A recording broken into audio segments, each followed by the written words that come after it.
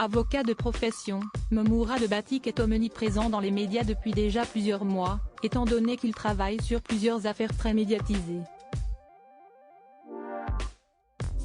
Il a notamment été engagé par les victimes de l'accident provoqué par Pierre Palmade le vendredi 10 février 2023.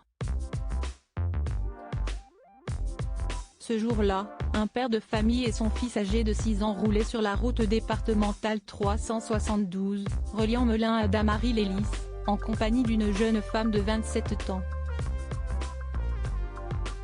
En début de soirée, leur véhicule fut violemment percuté de face par la Peugeot 3008 que conduisait Pierre Palmade, qui était sous l'emprise de la cocaïne, comme l'ont révélé ses analyses toxicologiques.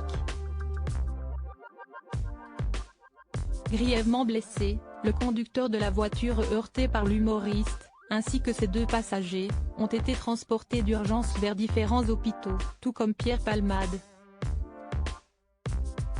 Si le pronostic vital du comédien était initialement engagé, ses proches avaient ensuite annoncé que ses jours n'étaient plus en danger au lendemain de l'accident.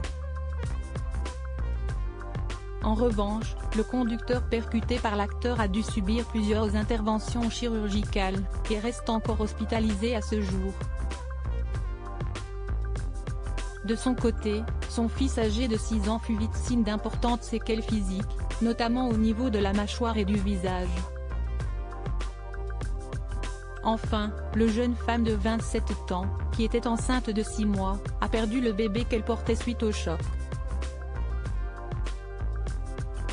Accident de Pierre Palmade, Momourad Batik évoque l'addiction du comédien interrogé par Le Figaro dans le cadre d'un portrait qui lui était consacré. Momourad Batik a formulé une blague très osée en référence à l'affaire Pierre Palmade.